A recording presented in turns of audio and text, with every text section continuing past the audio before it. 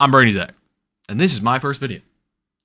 Before I get started today, I just wanted to say thank you for clicking on it and give you a brief introduction into who I am, as well as what I will be discussing today. I grew up around creativity of all forms. My great grandfather, was a musician. He loved Johnny Cash, he loved to sing, and he loved to play his guitar, and he's still amazing at it. My great grandmother was an artist who drew with pretty much just a pencil, which she would just do these incredible pieces with such beautiful shading that I would marvel at as a child. Now, of course, I'm a video gamer, and I suck at both of those things. Frankly. What I do in my spare time is I play. But there was a creativity that I found that I loved as well. As a kid, it was fantasy. Worlds of elves and dwarves danced in my mind through the night. I tried writing as a young kid and throughout my teenage years, bleeding into my adult life, but what I realized eventually was that at least for now, stories aren't what interest me. People are.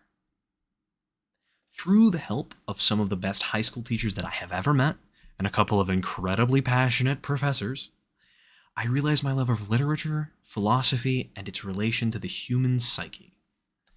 This video in itself is my first of many love letters to my own passion, and I do hope you enjoy. The world is growing colder. Isolationism amongst our people is growing. And yet for many of us, the only thing we choose is nothing. I want to flip that and remind everyone that feels this way that you're not alone and that you can be better. How am I going to relate this to Magic the Gathering? It changed my life. Magic the Gathering changed my life. And now, of course, that may seem silly, but let's get even sillier. It wasn't magic, but the gathering itself. Yeah, I know, corny. 2 years ago, I was a shell. A man with nothing to show in the courage to do nothing. I had a crush on someone that I could barely talk to. My job had stagnated and my life had hit a standstill.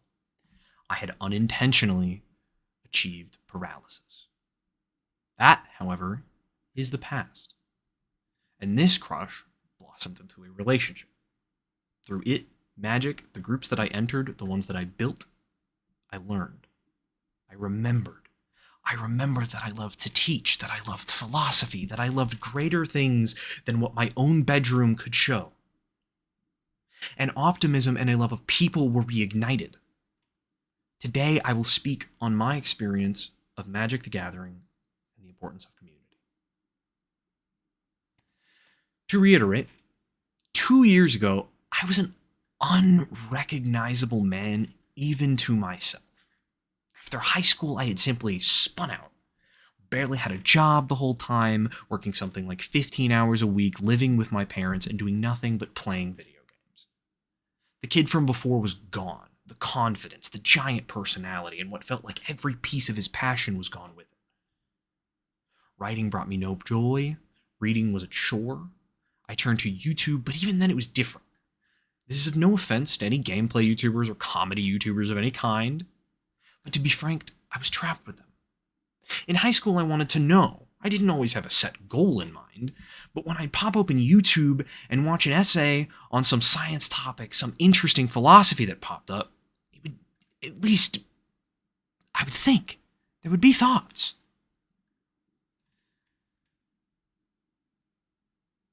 Not just that I wanted to learn, but that I wanted to make something. A story, a game, maybe a film. People like My Name is Bife, Windigoon, and the Lore Lodge kept me up with the prospect of one thing. I wanted to do that. This kind of creation fascinated me. The creativity mixed with teaching people about the things you love. Over time, though, I lost that urge, and many others. What I wanted was stripped down to simply what I am. Letting yourself just be you isn't wrong. You do not always have to change or morph. But to poison yourself with the idea that the person you are is all that you can ever be is disingenuous and wrong.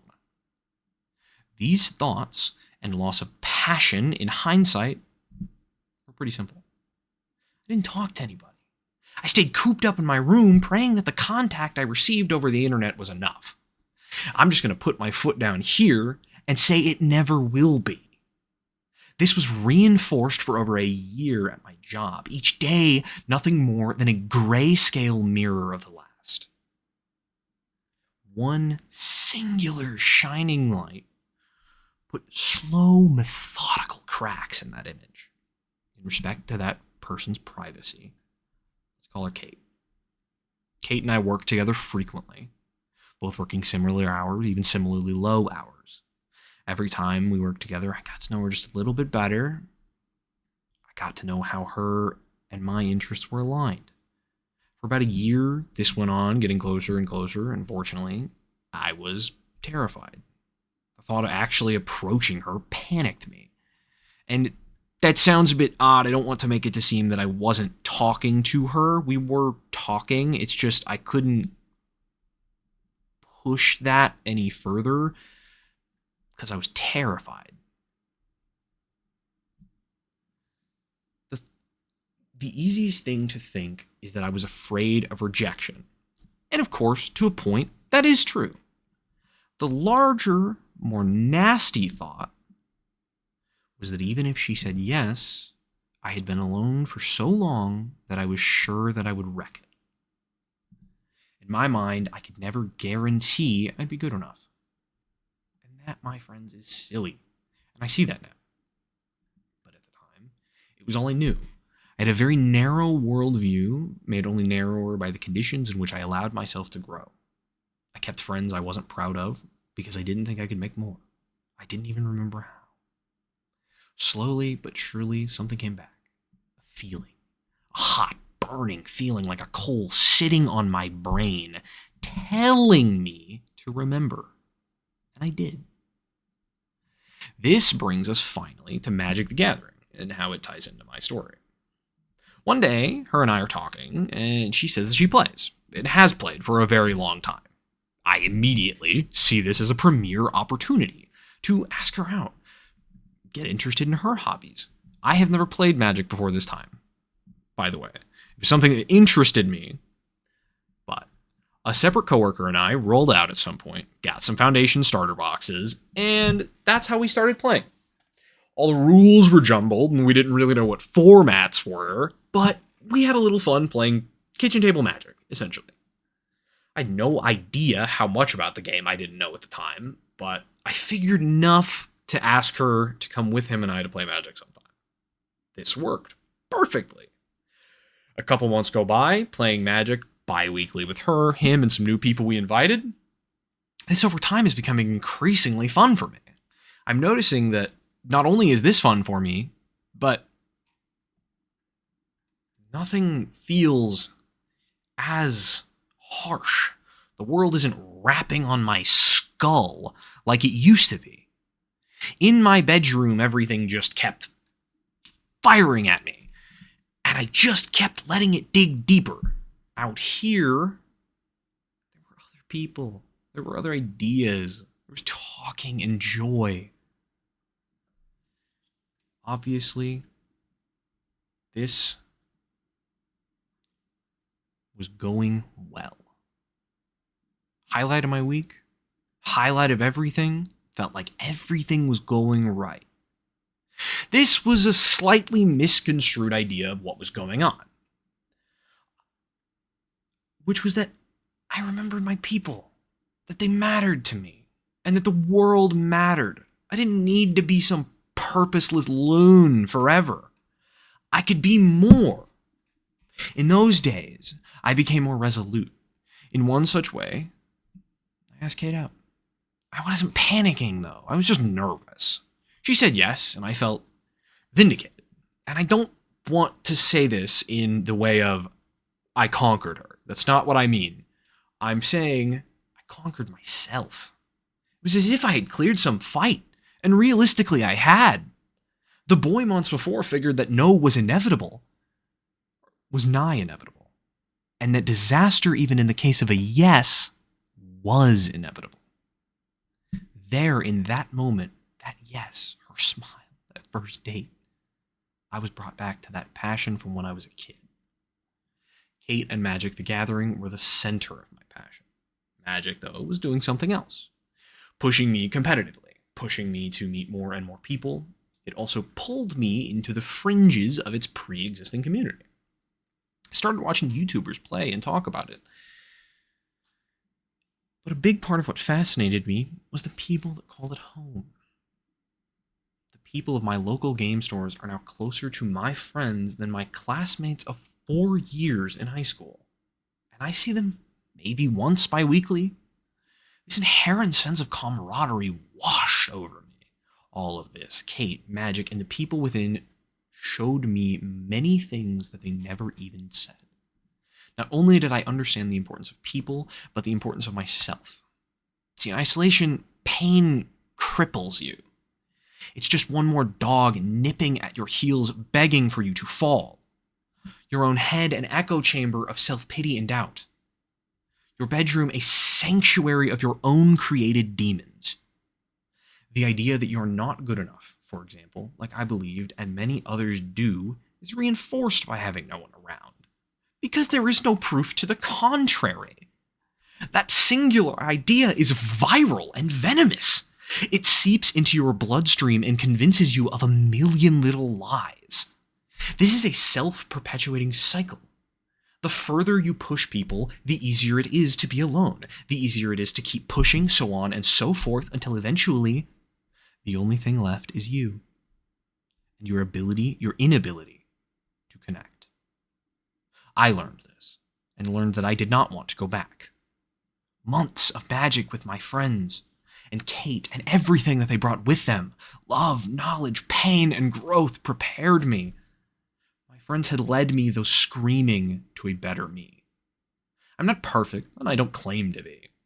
What I understood through all this wasn't how to be some inane absolute, but just that it wasn't worth it to wallow and accept what I am as I am. This world, her people, are worth more than what I gave, and I couldn't see that until I had to. This prepared me for something that I'll speak of in a second. The seed in my head, though, that implanted all this bad, that got pooled into a mud bath, was very simple. I had terrible experiences of dating growing up. No, that's not a singularly ruining thing. It wasn't. Up until the isolation. Obviously didn't feel good. I was left over and over again. But I was a kid, and so were they.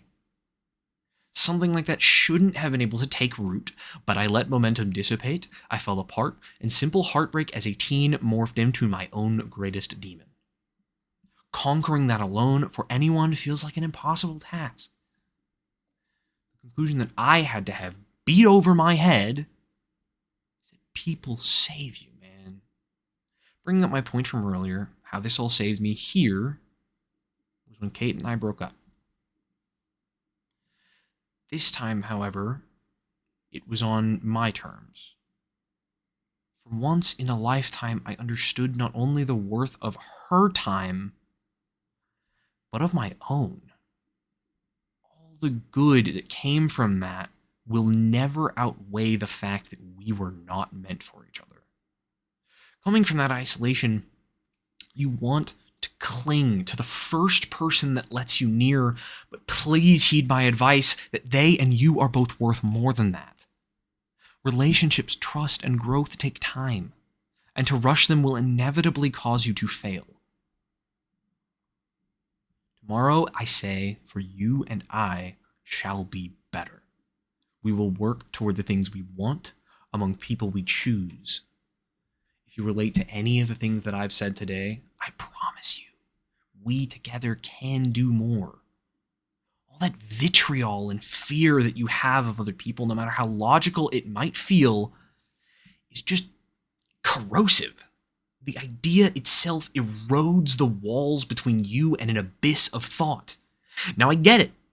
Insanity's cool when Lovecraft does it, but it's not normally. I, for one, am done with the way that I was, and today is my proclamation. From henceforth, I will be creating here anything that I want, but creating.